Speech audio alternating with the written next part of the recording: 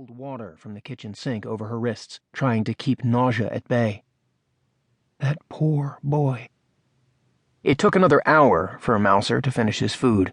By that time, Anna had the article memorized and had come to a decision. Truthfully, she'd known as soon as she read the paper, but it had taken her the full hour to work up the courage to act upon it.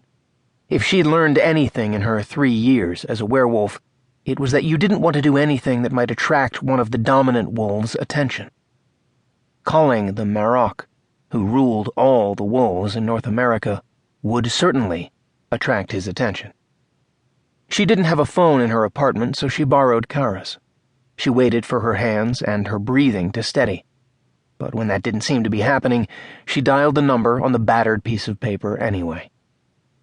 3 rings, and she realized that 1 o'clock in Chicago would be considerably different in Montana, where the area code indicated she was dialing. Was it a 2-hour difference or 3? Earlier or later? She hastily hung up the phone. What was she going to tell him, anyway? That she'd seen the boy, obviously the victim of a werewolf attack, weeks after his disappearance, in a cage in her Alpha's house? That she thought the Alpha had ordered the attack? All Leo had to do was tell the Marok that he'd come upon the kid later, that he hadn't sanctioned it. Maybe that was how it happened. Maybe she was projecting from her own experience. She didn't even know if the Marok would object to the attack.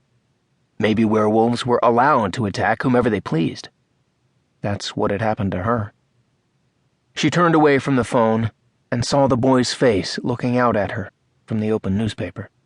She looked at him a moment more and then dialed the number again.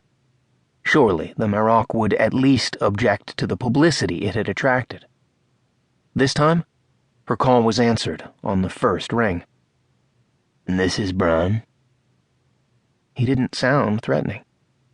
"My name is Anna," she said, wishing her voice wouldn't quiver. There was a time, she thought a little bitterly, when she hadn't been afraid of her own shadow. Who'd have thought that turning into a werewolf would turn her into a coward? But now she knew the monsters were real. Angry with herself she might have been, but she couldn't force another word out of her throat. If Leo knew she called the Marok, she might as well shoot herself with that silver bullet she'd bought a few months ago and save him some trouble. "You are calling from Chicago, Anna?" It startled her for a moment, but then she realized he must have caller ID on his phone. He didn't sound angry that she'd disturbed him, and that wasn't like any dominant she'd ever met. Maybe he was a secretary or something. That made better sense. The Marok's personal number wouldn't be something that would be passed around. The hope that she wasn't actually talking to the Marok helped steady her. Even Leo was afraid of the Marok.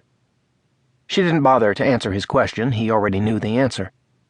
"I called to talk to the Marok, but maybe you could help me?"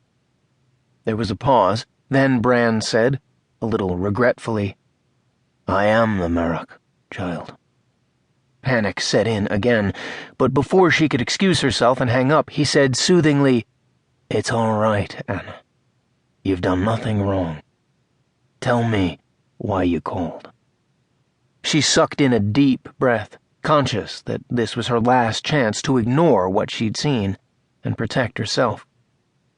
Instead, she explained about the newspaper article, and that she'd seen the missing boy in Leo's house in one of the cages he kept for new wolves.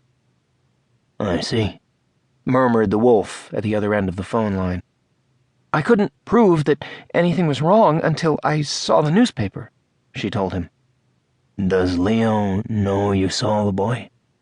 "Yes." There were 2 Alphas in the Chicago area.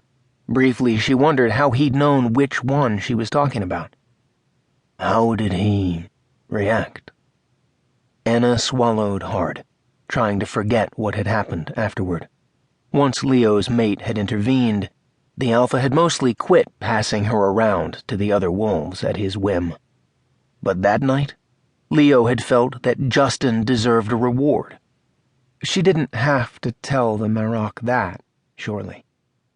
He saved her the humiliation by clarifying his question. Was he angry?